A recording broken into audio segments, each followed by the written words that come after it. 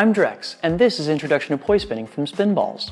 In this video, we're going to cover stalls. Stalls allow for quick and easy transitions between patterns in different timing and direction combinations, as well as adding crisp, staccato movements to your spinning. If you've been curious to know how to transition between many of the tricks we've been learning thus far, the stall is almost certainly the answer. So what exactly is a stall? Stalls temporarily stop the movement or acceleration of the poi.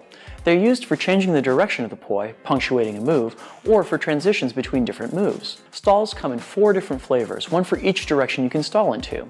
They are bottom stalls, down stalls, up stalls,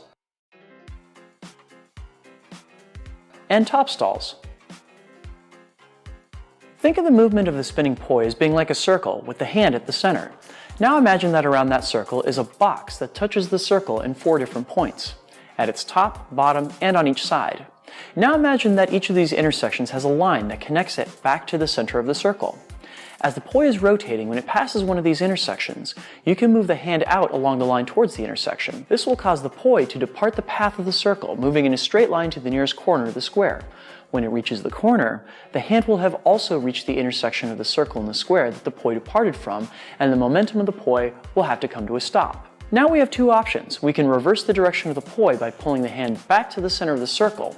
This will put the poi back along the edge of the box until it reaches the nearest intersection with the circle and rejoins the circular spin path. Otherwise, we can continue the movement of the poi in a straight line, imagining that we are moving it towards a neighboring circle. This will pull the poi into a spin of the same direction that it started in. When learning stalls, almost everyone starts with bottom stalls. You can imagine these as being like pitching the poi head from side to side, like bailing out a bucket of water. Practice doing this with both poi at the same time, seeing if you can keep them in sync with each other. For an added challenge, try stalling with only one hand at a time. Pitch with just your dominant hand while your non-dominant hand maintains a steady spin. This is crucial for nailing many transitions between tricks. Next, here's a helpful exercise for learning down stalls. Stand in front of a wall with the poi turning forward. At the moment when the poi is pointing towards the wall, drop it straight down the wall by moving your hand towards it, almost like the poi is rolling down the wall. With a little bit of practice, you should eventually find you can bring the poi to more or less a dead stop. Up stalls are a little trickier. To learn them, start with bottom stalls and attempt to point your poi slightly up with each stall. Eventually you want to get to a point where you can slide your hand directly beneath the poi, freezing it for a moment pointed straight up towards the ceiling.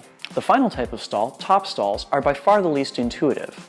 You can practice these first by attempting them with only one hand, leaving the other hand about even with your eyes or nose. Attempt to direct the poi into this hand so it can catch the poi head before pulling the poi back out. After you can reliably catch the head, try and tag your hand instead of catching it. A sneaky tip for nailing this stall is that the hand stalling the poi should be seeking a point to the side and slightly above the poi head. When pulling out, make sure that you're pulling the hand both up and back out to the side that it came from. Drill each of these stalls in all 4 timing and direction combinations. This will give you a multitude of options in your spinning, as well as preparing you for any situation in which you might need them. Drill them in together same, together opposite, split same, and split opposite.